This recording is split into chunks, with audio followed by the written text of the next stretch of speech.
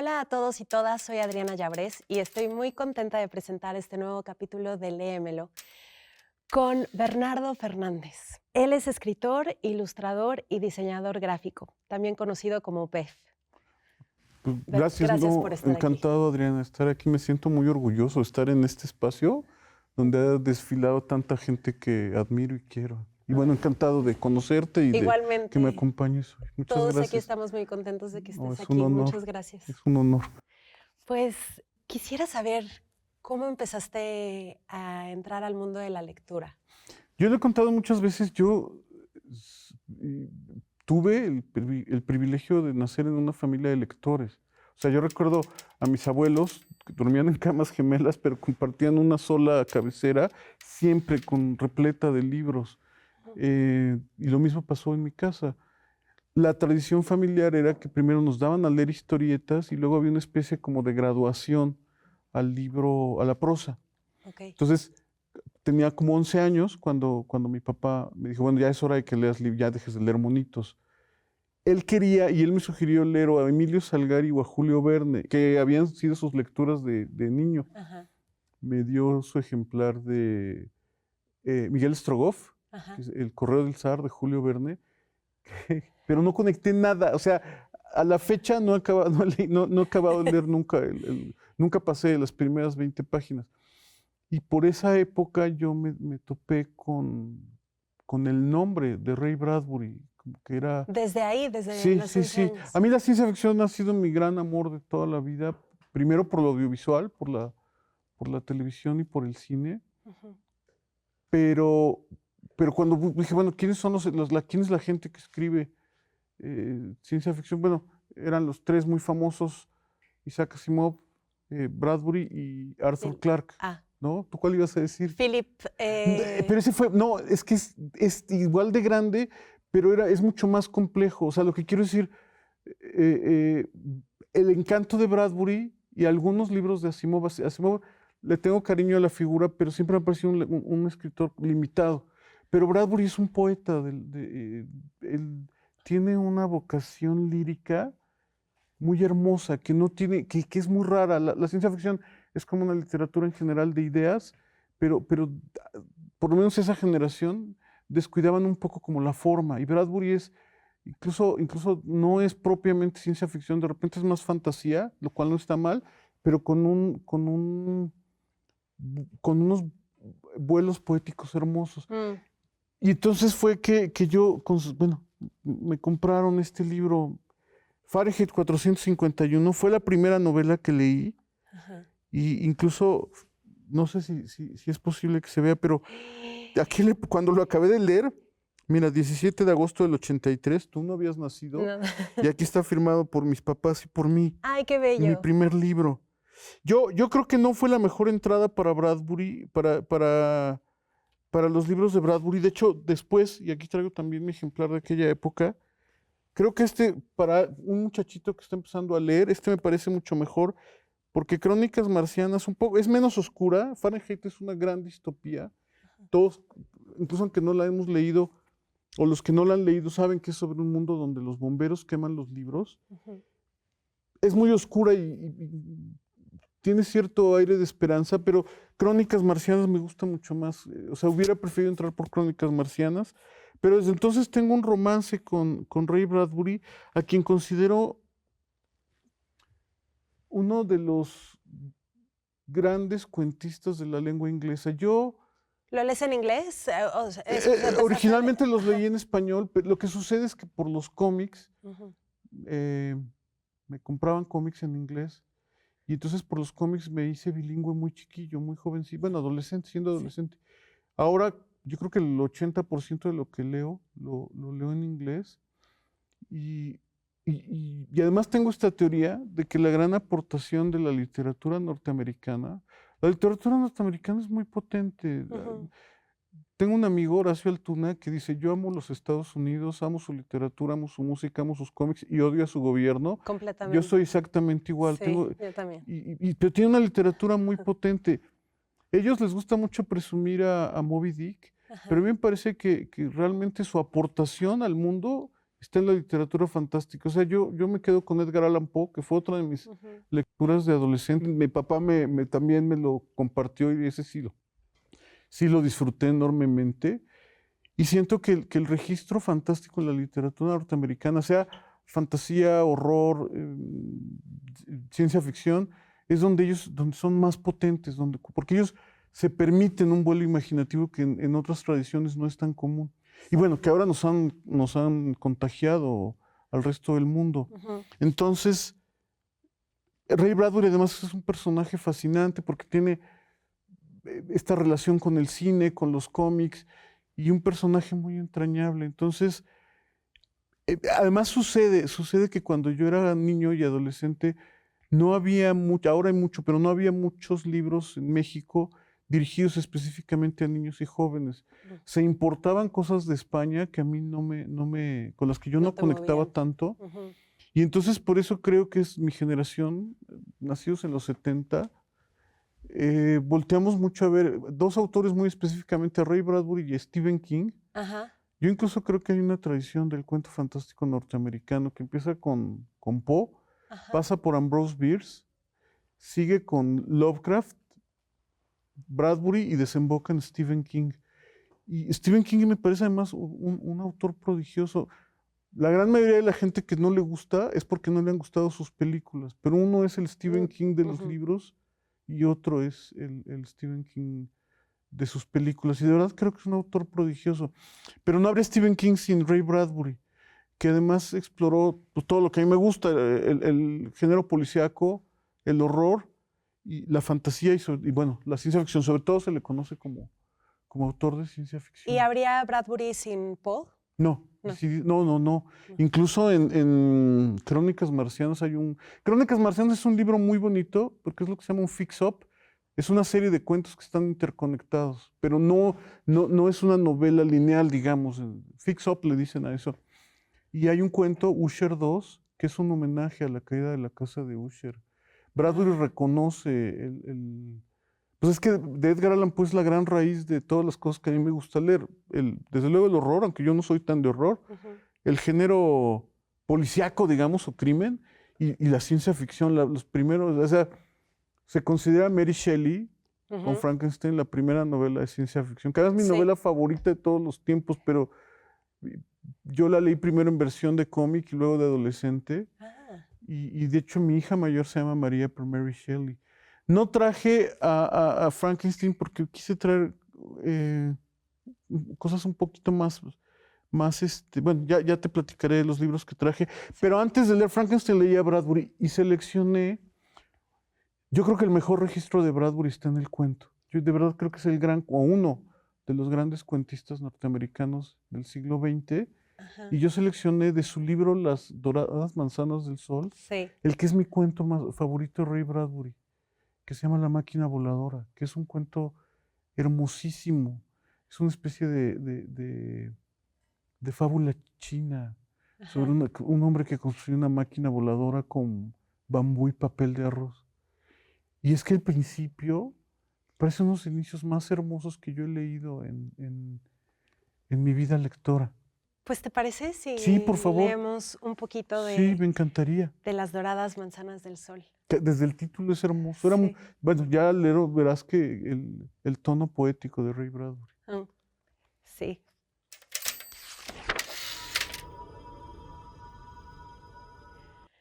La máquina voladora. En el año 400 de nuestra era, los dominios del emperador Yuan se extendían junto a la gran muralla china, y las pacíficas tierras, húmedas de lluvia, eran verdes, y los súbditos, ni demasiado felices, ni demasiado desgraciados. En la mañana del primer día de la primera semana del segundo mes del nuevo año, el emperador Yuan sorbía un poco de té y se abanicaba para protegerse del calor de la brisa, cuando un sirviente cruzó corriendo las losas rojas y azules del jardín, gritando: «¡Oh, emperador, emperador! ¡Un milagro!». «Sí», dijo el emperador. «El aire es suave esta mañana». «No, un milagro», dijo el sirviente, con rápidas reverencias. «Y el té tiene muy buen sabor. Esto es ciertamente un milagro». No, excelencia». Déjame pensar entonces. Se ha levantado el sol y estamos en un nuevo día. O el mar es azul. Este, sin duda, es el más hermoso de los milagros. Excelencia, un hombre está volando. El emperador dejó de abanicarse. ¿Qué? Lo vi en el aire, con alas. Oí una voz que venía del cielo, y cuando alcé los ojos, ahí estaba, un dragón con un hombre en la boca, un dragón de papel y bambú, del color del sol y la hierba. Es temprano, dijo el emperador, y acabas de despertar de un sueño. Es temprano, pero lo he visto. Venid y lo veréis también. Siéntate aquí conmigo, ordenó el emperador.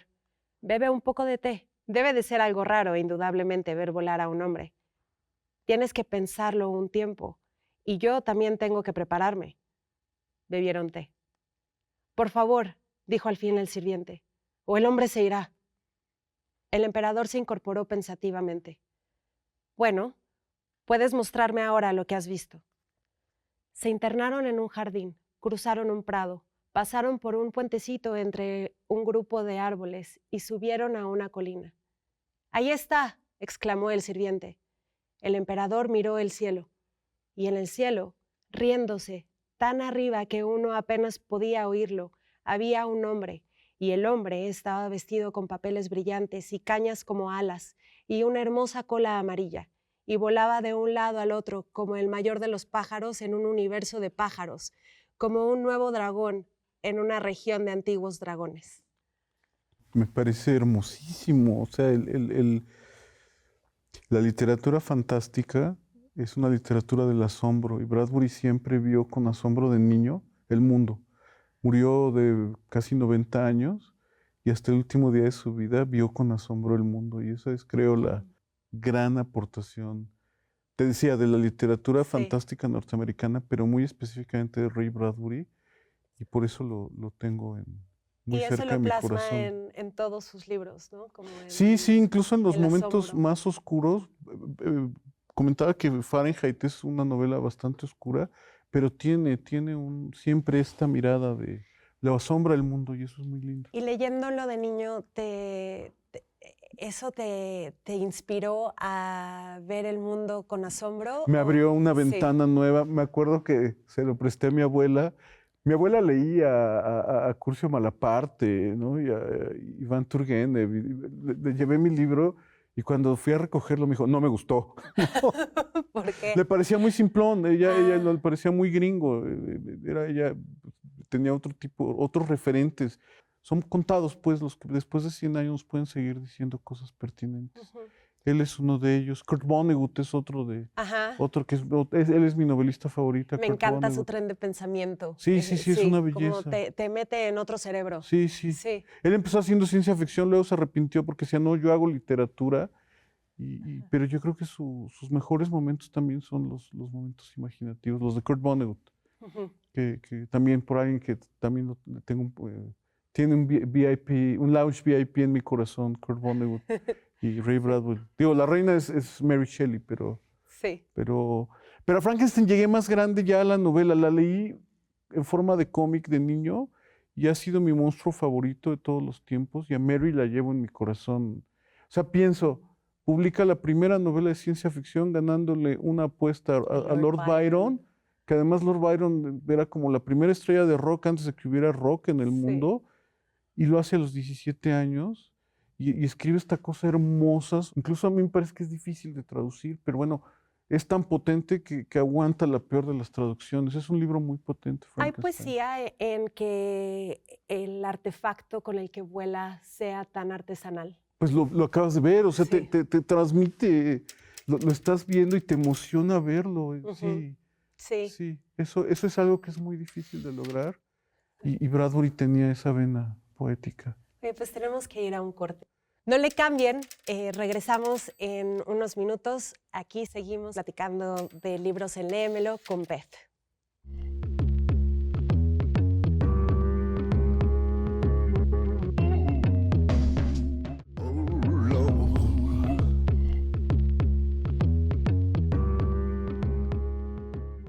Ya estamos de vuelta en Léemelo con el escritor Bernardo Fernández, también conocido como Beth, quien nos invita a conocer diferentes mundos a través de la lectura. Ahora, no es solo escritor.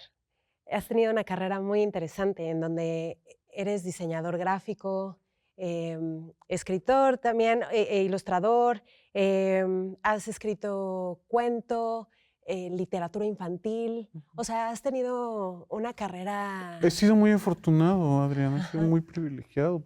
Ya no, o sea, estudié diseño gráfico y además me titulé y todo porque pensaba que era el camino para dibujar cómics, pero en realidad uno hace años no diseño nada. Cuando me da un poco de pena cuando dicen diseñador gráfico porque conozco muchos diseñadores gráficos que sí están trabajando en ello, yo no. Pero bueno, digamos, nominalmente eso soy, pero yo me considero monero, dibujante, ¿no? Aquí en México tenemos una tradición muy linda de historieta y caricatura, de ilustración también. Todos venimos, nuestra raíz, así como Edgar Allan Poe de la literatura fantástica, todos venimos de José Guadalupe Posada. Todos los moneros y moneras mexicanos y mexicanas.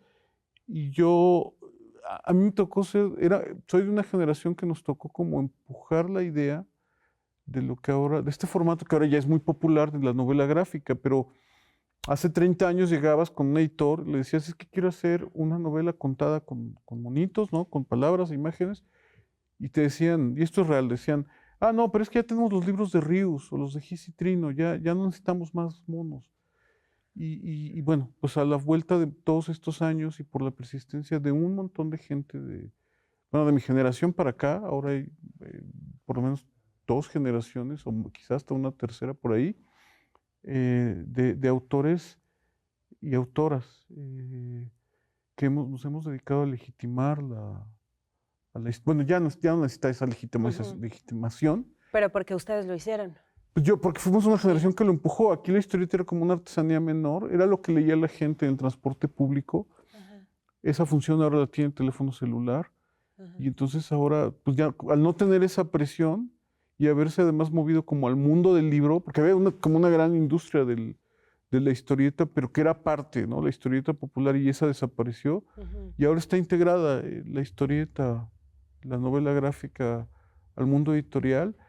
Pues podemos articular discursos autorales, que era algo que no se podía hacer en la historieta comercial.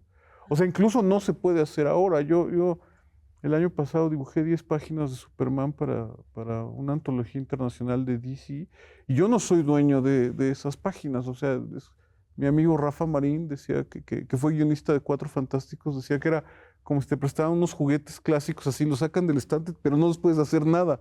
Un poco eso pasa cuando trabajas con esas propiedades, con esos productos. Sí, claro. Pero en mi obra soy totalmente autor soberano de ella, ¿no? Entonces, y eso ha sido muy lindo. ¿Cómo fue? O sea, ¿empezaste escribiendo, empezaste con la historieta? Yo empecé con la historieta y yo sentía que mi dibujo no era muy bueno. Bueno, yo no soy un dibujante prodigioso, yo creo que mis muñequitos son simpáticos, pero no dibujo guapo, dibujo simpático, ¿no? Tengo muchos amigos que dibujan guapo o guapísimo incluso, pero empecé a hacer guiones para otros dibujantes, y como era difícil que esas historietas se completaran, porque era una labor amorosa que hacíamos haciendo fanzines y autopublicación. Había una escena como post-punk en la Ciudad de México muy efervescente de gente que autogestábamos, o sea, música, artes plásticas, había mucho teatro autogestivo, publicaciones, los famosos fanzines. En los años 90 era eso, era una escena efervescente, y ahí es que empecé a autopublicar mis primeros cómics, pero ante esa tardanza empecé a escribir cuento. O sea, esos guiones se convirtieron en cuentos, los empecé a dibujar con palabras, y te digo, yo he sido un hombre muy afortunado porque llegó un momento en que el cuento sentía que me quedaba un poco corto, y escribí 2 novelas de ciencia ficción que en su momento nadie quiso publicar, y mi tercera novela ganó hace ya 21 años el Premio Nacional Vuelta de Tuerca de Novela Policíaca, que sigue convocándose. Mi lógica era justo Edgar Allan Poe, pensaba, y Bradbury tiene cuento policíaco, y Edgar Allan Poe hizo ciencia ficción, horror. Dije, bueno, pues está como más o menos en esa misma esfera, y entonces escribí Tiempo de Alacranes, que es una novela policíaca que después generó una serie de novelas, son 5 novelas. relacionadas. Y bueno, le debo a mis lectores, siempre me preguntan mis lectores que cuándo viene la sexta, sí la voy a escribir, más que ahora ando haciendo ciencia ficción. Sí. ¿El cuento infantil llegó después? No, la cosa es que yo escribía cuentos de ciencia ficción muy metido en la estética cyberpunk de aquellos años. Ajá.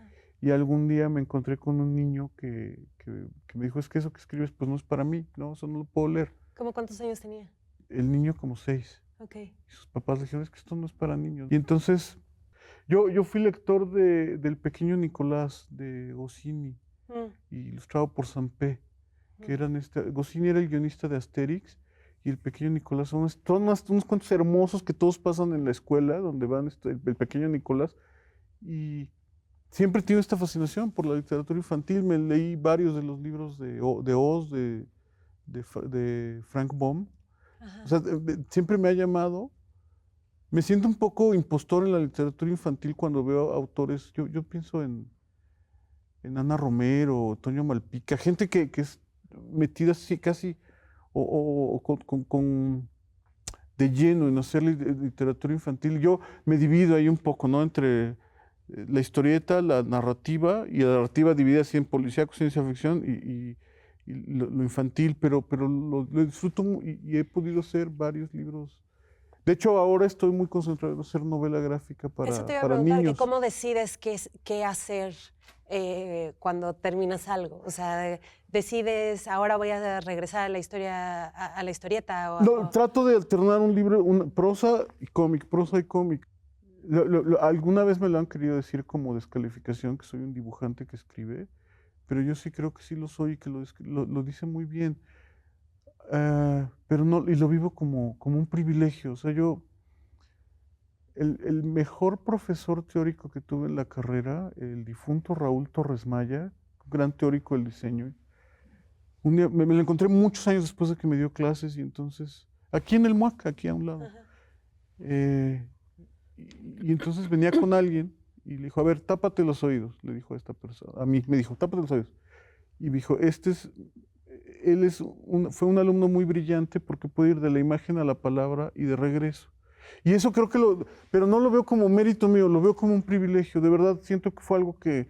Con lo que, bueno, que tienes. Pues todos tenemos algo, Sí. ¿no? La verdad es que el talento, y tú lo sabes muy bien, el talento, este privilegio que obtienes sin mayor mérito, si no lo trabajas no llegas a ningún lado. De acuerdo. Entonces eso, o sea, si de algún mérito tengo es haber sido muy persistente en las dos, o sea, en escribir y en dibujar. Y haberlo ubicado, ¿no? Saber que había algo ahí en ti. Sí. en lo que Bueno, eres bueno. el dibujo fue una pulsión Sí. desde niño, desde que me acuerdo, que la tuve siempre muy presente. Entonces, pero vamos a hablar de José Emilio. No, hablando de talento, hablemos de bueno, José sí. Emilio Pacheco también. Elegí, te hablaba de Vonnegut, Sí. de Mary Shelley, ¿no? Porque tengo esta gran anglofilia como lector. Pero a mí me parece muy importante siempre tener ubicado que vengo de una tradición mexicana y que porque además, ahora está muy de moda, como sobre todo desde desde la derecha extrema, denostar a México, decir que somos el peor país del mundo, y México es un gran país, y tiene una literatura poderosísima. Entonces yo quise traer, o sea, ya traje a mi referente gringo, a Ray Bradbury, pero quise traer a quien considero el más grande genio de la generación digamos, de mitades del siglo XX, que es José Emilio Pacheco. Yo no conocía a José Emilio Pacheco en persona, lo cual lamento enormemente, pero supongo que me hubiera llevado bien con él porque fue de los primeros, junto con Monsiváis, que eran confesos lectores de cómics. Ellos eran adoradores de la familia Burrón, por ejemplo. Y además, al leerlo me doy cuenta de compartir un montón de intereses. Era un gran cinéfilo, le gustaban los cómics, un gran lector en el idioma inglés. Él le gustaba mucho Dickens, por ejemplo. Bueno, un gran lector en todos los idiomas. Todo el mundo piensa siempre en las batallas en el desierto. Sí. Me es especialmente entrañable porque yo también estuve enamorado de la mamá de un amiguito. Yo no, pero Pero no quise traer Las batallas en el desierto, sino Morirás lejos. Él solo escribió estas dos novelas. Sé que Morirás lejos no le gustaba, o sea, tenía una relación muy complicada con Morirás lejos. Morirás lejos es una novela de espías.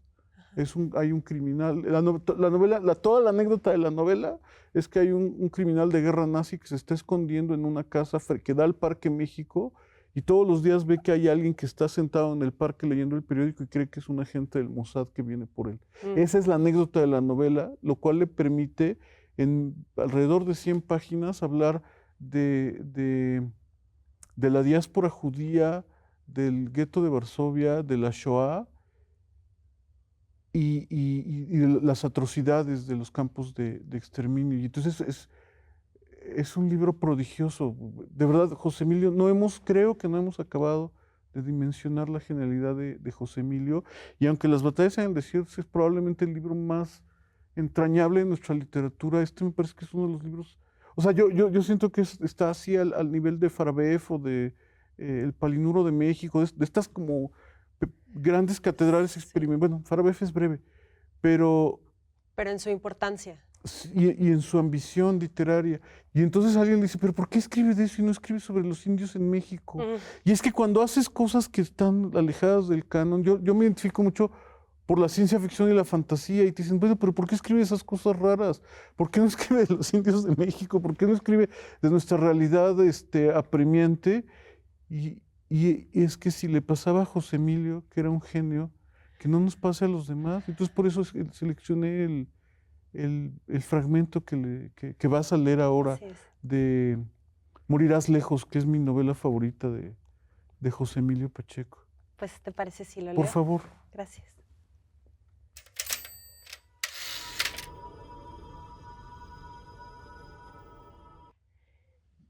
Esto ya no interesa.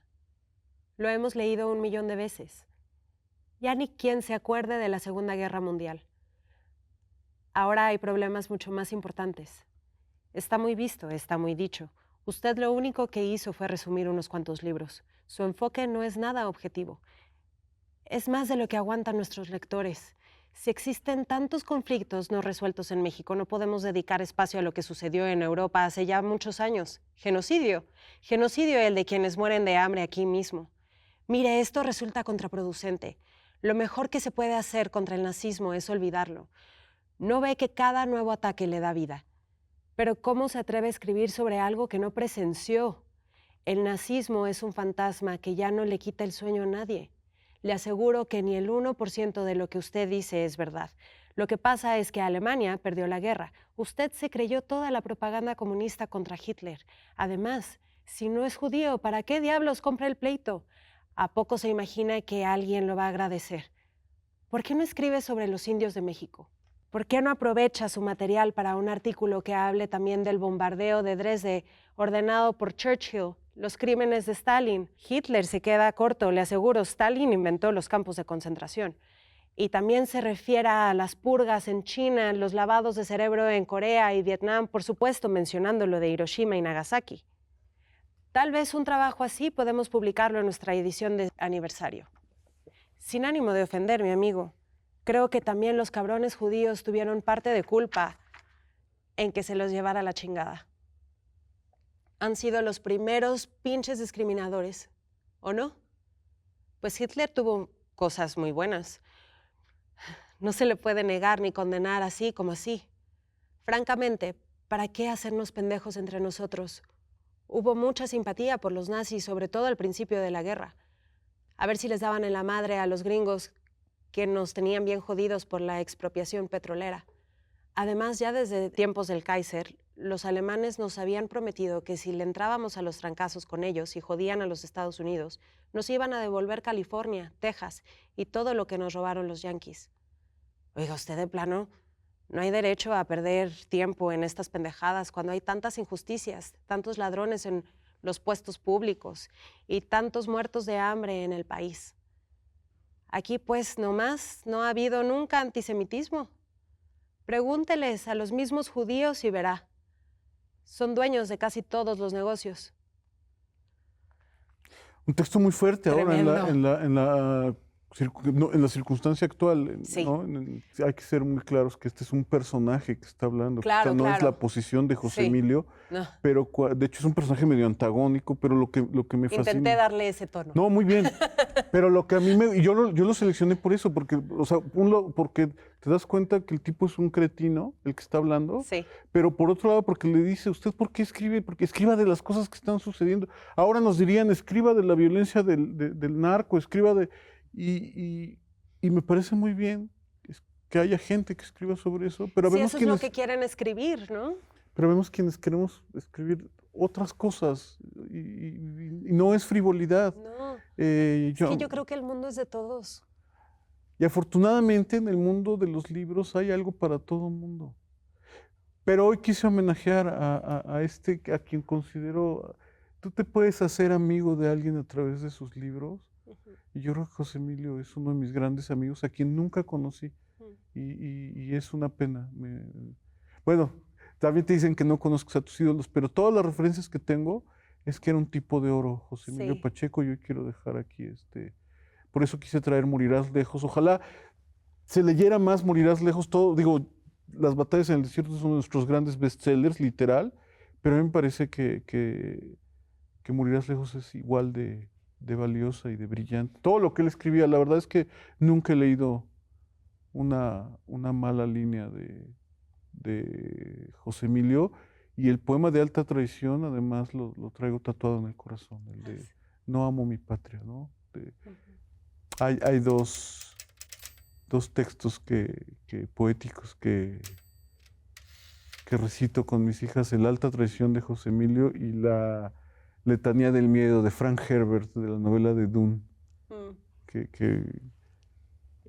antes de dormirnos recito con las niñas: no tendrás miedo, el miedo es la pequeña muerte que destruye todo, enfrentarás a tu miedo, dejarás que pase a través de ti, y cuando se haya ido, mirarás a tu interior para escrutar su camino, ahí donde estuvo el miedo, solo quedarás tú. Y creo que esa letanía es el mejor, porque no somos religiosos, pero es como el mejor regalo que les he podido dar como papá. No, yo de verdad es entrañable, José. Nos tenemos que ir a un corte, pero ahora regresamos. Seguimos aquí en Léemelo con Beth. No le cambien.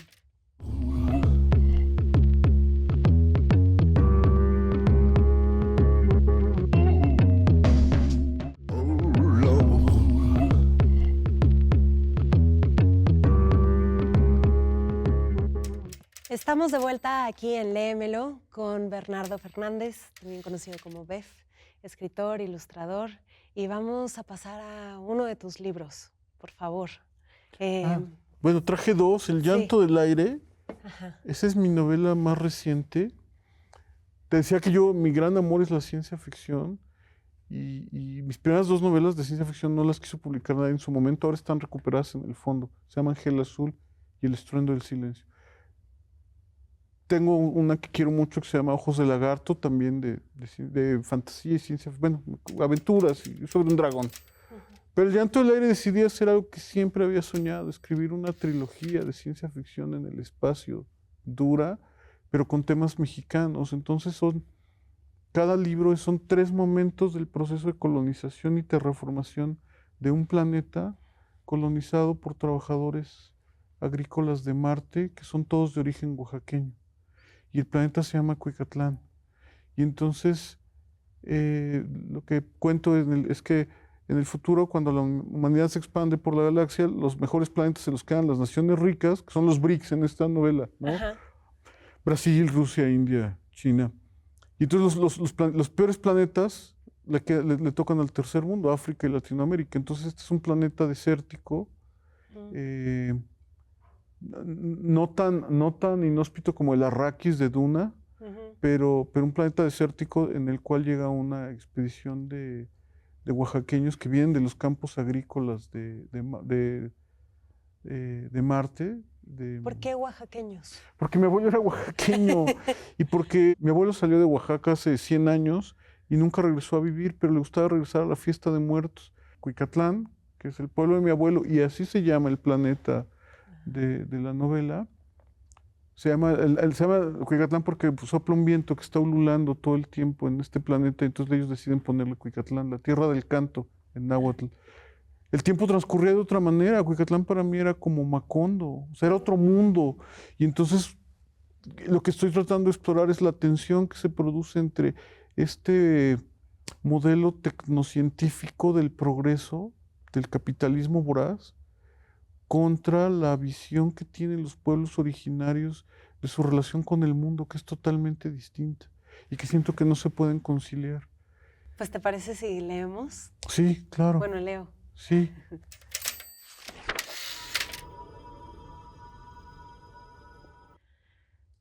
En el principio fue Madre Tierra, un pedrusco orbitando una esfera de plasma ardiente a orillas de la Vía Láctea, nuestra casa en el espacio. Situada ahí, donde la distancia hacia el Sol fue la precisa para permitir abundancia de agua líquida, un guijarro envuelto en nubes que lo protegieron de la radiación solar. Mota de polvo donde se condensó un caldo oceánico de ácido silícico, calcio, hierro, carbono, hidrógeno, oxígeno y nitrógeno, en el que, por los infinitos caprichos del azar, aminoácidos se hilvanaron en cadenas de proteínas que terminaron formando estructuras complejas, arracimadas en bolsas gelatinosas, que lograron copiarse a sí mismas. Luego, las copias hicieron lo mismo, y, a su vez, sus copias lo repitieron hasta colmar los mares. Quiso el caos inasible que algunas de estas bolsas de protoplasma se ensamblaran entre sí, asumiendo funciones especializadas que les permitieron conformar estructuras más complejas. Que un chispazo imposible, un rayo, un asteroide, catalizara la aparición de componentes carbónicos que habrían de convertirse en bacterias primitivas. Que de estas algunas aprendieran a transformar la luz en energía, que otras adoptaran estructuras diferentes y sus caminos se bifurcaran. Las algas poblaron las aguas. Algunas de ellas fueron arrojadas por el oleaje a las orillas, haciéndose a las rocas, donde pasados millones de años se transformaron en helechos, luego en plantas fanerógamas, una belleza que se extendió por la tierra firme antes de que existieran seres que pudieran apreciarla. En un chasquido cósmico, los mares sirvieron de criaturas que se devoraban entre sí. Prosperaron las más despiadadas. Un día o una noche perdida en el océano de la memoria, una de estas criaturas, un gusano marino, se aventuró fuera del agua. Sus hijos y nietos fueron ocupando todos los espacios disponibles. Se convirtieron en ciempiés, en arañas y alacranes, y después en libélulas y mariposas. Se arrastraron, caminaron, corrieron, surcaron los cielos. Proliferaron y prosperaron. Simultáneamente, algunos peces aprovecharon sus aletas para adentrarse en aguas poco profundas. Uno de ellos se arrastró fuera de las aguas. Sus descendientes nacieron con una deformación en el tubo digestivo que terminó convirtiéndose en los primeros pulmones. Aprendieron a respirar el aire que soplaba en la superficie. Los nietos de esos peces temerarios se transformaron en ranas y salamandras. Algunos endurecieron sus pieles membranosas, deviniendo en serpientes y reptiles. Se coronaron reyes de la creación. Soberanos temidos, los lagartos terribles dominaron las aguas, los cielos y la tierra. Caminaron orgullosos por los dominios, devorando y conquistando a su paso. Estaban destinados a gobernar Madre Tierra. Sus chosnos emplumados se convirtieron en aves. A otros les surgió pelo que los arropó del frío. Unos cuantos mantuvieron sus huevos protegidos dentro del vientre en vez de lanzarlos al exterior para ser fecundados. Ocultos entre las sombras, los mamíferos fueron apenas una plaga molesta en el reinado de los reyes lagartos. Soberbios, los dinosaurios se proclamaron dueños del planeta. Nada les impediría crecer y multiplicarse hasta desarrollar inteligencia, herramientas y sociedades complejas. Estaban destinados a abandonar Madre Tierra en naves espaciales, dispuestos a conquistar el cosmos. Lo único que se opuso fue el azar, en la forma de una piedra que descendió de las alturas envuelta en fuego. La fuerza de su impacto levantó millones de toneladas de polvo y piedra que oscurecieron los cielos y devastaron los ecosistemas. Terminó el dominio de los dinosaurios. Agazapados en la oscuridad, vimos perecer su imperio. Cuando pensamos que era seguro, abandonamos nuestros escondrijos. salimos a reclamar nuestra herencia. Proliferamos y prosperamos. Ocupamos los nichos que quedaron vacantes. Caminamos por las estepas, nos deslizamos por las junglas, nos mecimos en las ramas de los árboles. ¿Qué capricho indescifrable nos eligió a nosotros para dotarnos de un pulgar oponible? ¿Qué azar fortuito nos dotó del lenguaje? Jamás lo sabremos. Así empieza con la historia de la vida. Así empieza. Pero bueno, te decía que yo he sido muy privilegiado y he podido alternar, publicar prosa con mis cómics. Te contaba del Instante Amarillo, que es un homenaje a Frankenstein. Si ves la contraportada, vas a ver que ahí está el monstruo de Frankenstein. Sí. Y es que esa lo que te decía, bueno,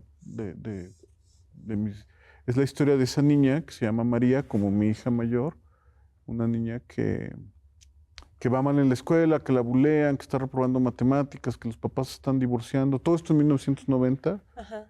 Y entonces la mandan a clases de regularización con un vecino que estudia física y que tiene una banda de punk. Y entonces él se da cuenta que es una niña muy, muy especial y le da a leer Frankenstein y eso le cambia la vida y le permite como encontrarse, ¿no? Como descubrirse como la reina de los monstruos. Y lo que me preguntabas de cómo voy decidiendo, esa decidí hacerla en forma de cómic. Y bueno, yo he tenido la gran fortuna de publicar varias novelas gráficas, pero tengo una debilidad especial por El Instante Amarillo, que está como pensada para niñas raras. Es un homenaje a Frankenstein, la primera, incluso viene intercalado algún capítulo de Frankenstein, la prosa tal cual de Mary Shelley.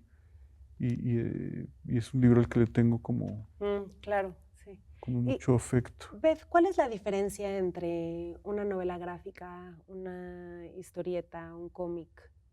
La novela gráfica es una de las ramas de la historieta y cómic e historieta son sinónimos. Okay. Antes se decía que si cómic era el norteamericano y la historieta la que se... Pero ¿Y la novela gráfica no es historieta? es una historieta. Sí, okay. Todas las novelas gráficas son historietas.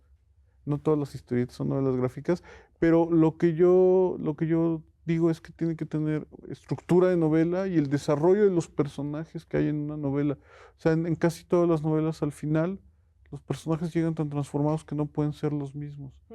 Y además pues se acaba, ¿no? Porque las historias de Superman o de Batman nunca terminan, claro. ¿no? Y aquí los personajes sí o sea, tiene un final, ¿no? Sí.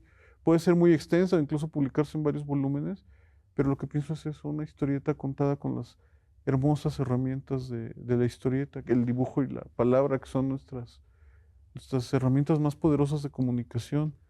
¿Y trajiste otro libro? Sí, Virus Tropical. Mira, mis finalistas fueron El Mejor de los Mundos Imposibles, de Abel Quesada. Abel Quesada es mi dibujante favorito, mexicano. Gracias. Y ese libro lo leí de adolescente. Y él hacía cartón editorial, pero ese es su único libro de historietas. Y es mi artista. O sea, incluso mi dibujo es una copia de Abel Quesada y de Germán Butze, que hacía Los Supersabios. Y ahí se da, son historias. Bueno, es que además era un gran dibujante y un gran prosista. Y mi otro finalista era La vida de cuadritos de Ríos. Ríos, que fue tuve el honor de ser amigo de él, y que es su libro sobre la historieta, y que además me lo regaló la mamá del amiguito de la que estaba enamorado. Entonces ya ahí cierra un círculo muy bonito. Tu Mariana. Mi Mariana. Pero al final decidí traer Virus Tropical. Ajá. Bueno, Ríos era el gran maestro de la historieta didáctica. Ajá. Y el gran maestro de los caricaturistas y moneros mexicanos. Decidí traer Virus Tropical por dos razones.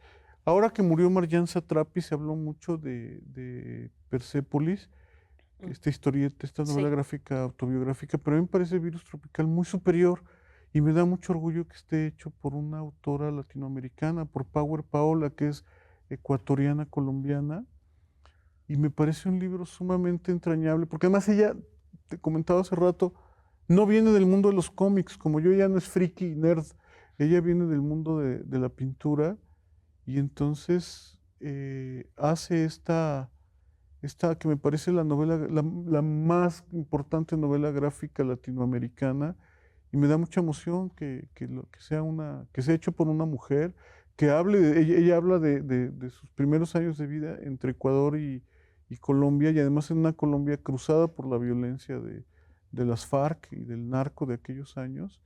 Y me parece un libro prodigioso y me encanta el dibujo y me gusta el tono y me fascina.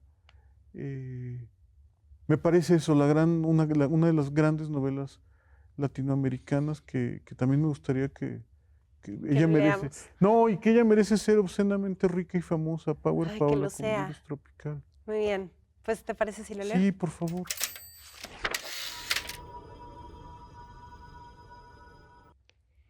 En enero del 77, a mi mamá se le empezó a hinchar la barriga.